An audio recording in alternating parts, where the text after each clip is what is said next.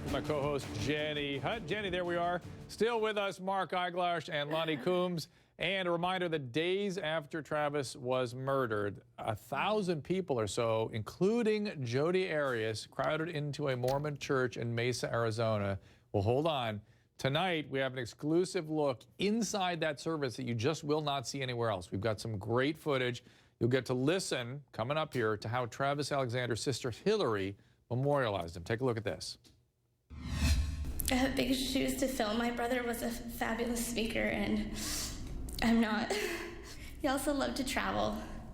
Right now, he was reading a book called 1,000 Places to See Before You Die, and he was working on those 1,000. And I know he had a set goal this year, I believe, to see 50 of those places. Travis was also an awesome writer. He loved to write. He had a passion for it. And he was really good. Like, we found tons of things in his house. There's just like, you know, just a sketch, but it was like really, really good. Most of all, he loved making people laugh. He just loved to be with his family and his friends and just bring joy to everybody's life. He truly loved life. Travis was the type of person that he wanted to be close to everyone, and he would find those similarities in anybody that he came in contact with to, you know, feel really close to them. And that's just how he was. In our family alone, all of us felt close to him. And personally, for me, I would say I was only close to a few of my siblings, and he truly was close to all of us. What I'll miss the most about my brother is his smile.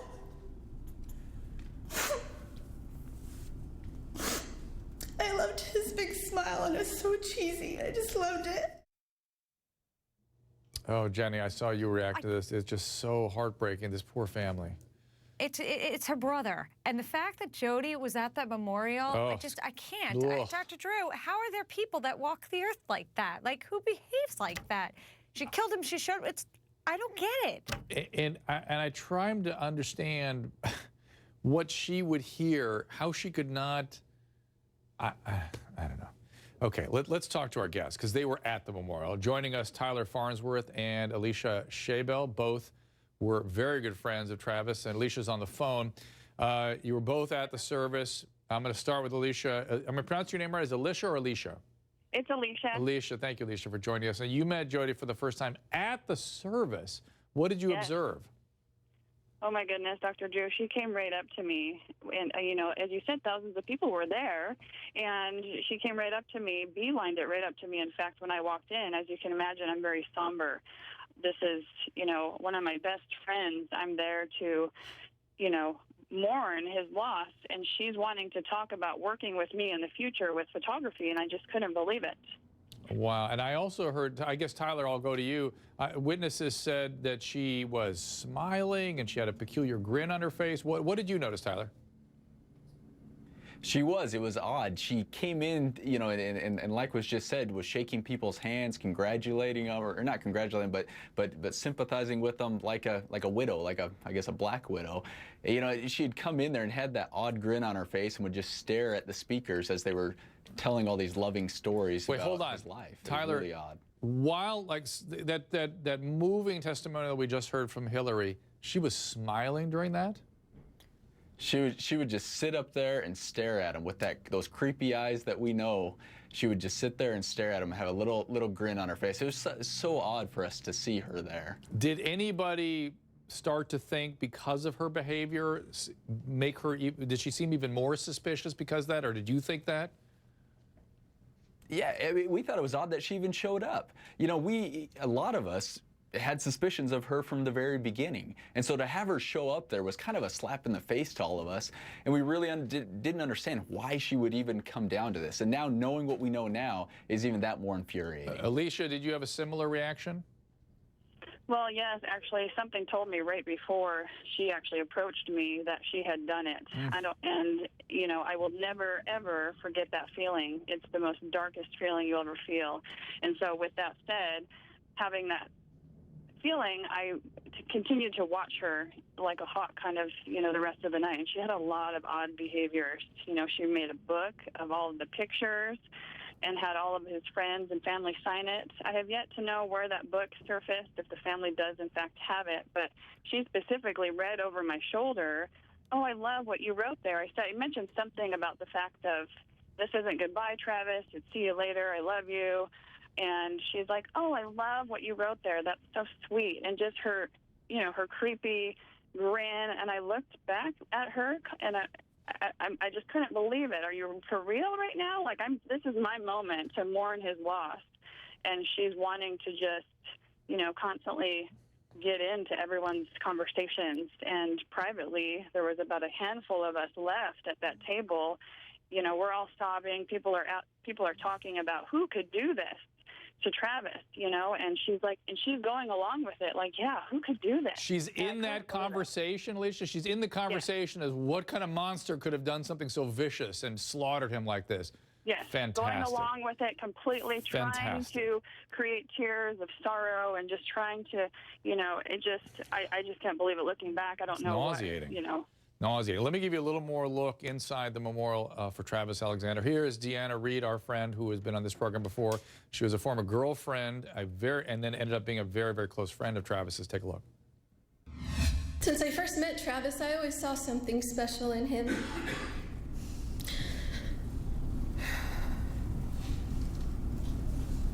At a time even when not very many people might have.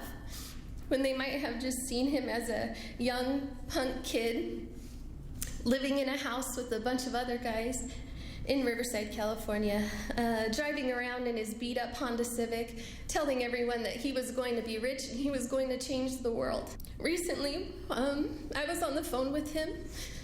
He had given me a call when he started writing his book. And he wanted to read to me some of what he had written. And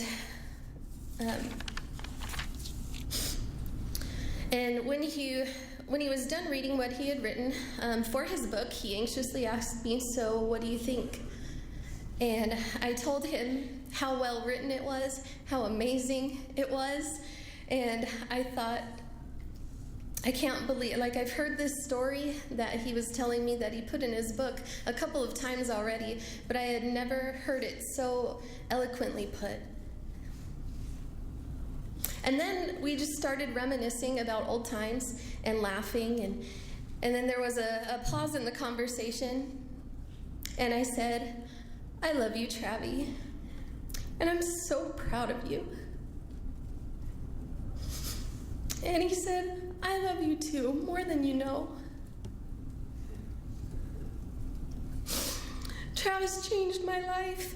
He made me a better person. These are all people we've come to know through this trial, and it hurts a lot to hear them in such pain. You just imagine. All right, the panel and guests stay with me. We'll have more of the memorial service video. You will only see it here. I'm back with my co-host, Jenny Hutt, and my guest, Alicia Schabel and Tyler Farnsworth, both good friends of Travis Alexander. Our panel is still standing by, Mark Eiglarsh and Lonnie Coombs. We're looking at more exclusive video inside the memorial service for Travis Alexander. Here is one more clip of Travis's sister. Take a look. He worked very hard at his job, and it was very successful. He had a little black dog also, named Napoleon, a pug. We also, AKA Naps or Napster.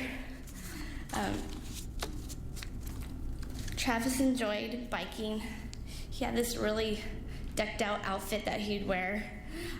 Really funny. I don't know about cute, really funny. But he loved it, and he loved to strut his stuff in it. Travis also got me into genealogy.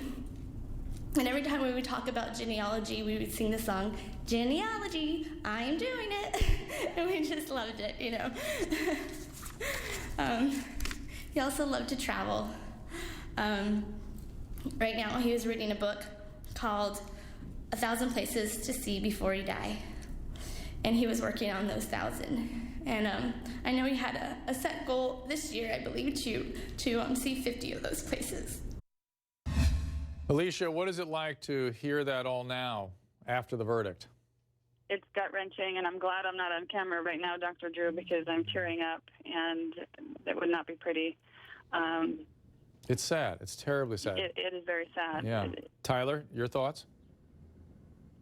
Yeah, I mean, the same thing. It's sad because he wasn't able to accomplish all those things. Jodi took him from us. She kept him from accomplishing all those great things that he wanted to accomplish in his life. And the family, that family, they've lost something so vital.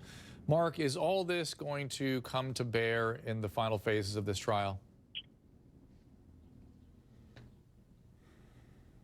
You know, the Supreme Court has found that the death penalty is different. You should only give it in limited circumstances.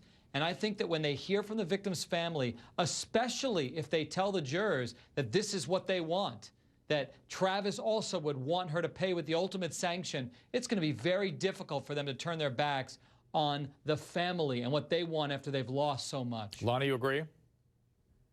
Yeah, I do. And that's a very effective part of the penalty phase, is if they are able to say, the family members and speaking for the victim, Travis, saying this is what we believe he would want. The jury really listens to that.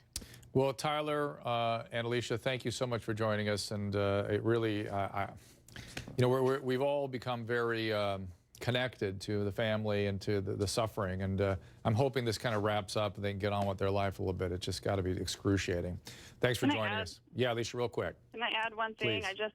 Travis was an amazing person, and his mess of a childhood became his message, and he overcame that. He was tapping into his greatness, and he was only just getting started. That's why it was such a tragedy. And I would hope that out of this trial and this tragedy that we can all remember and believe in our own greatness and become better because we knew Travis. There you go. Next up, we have an interview with the relatives. I would echo that. Ditto.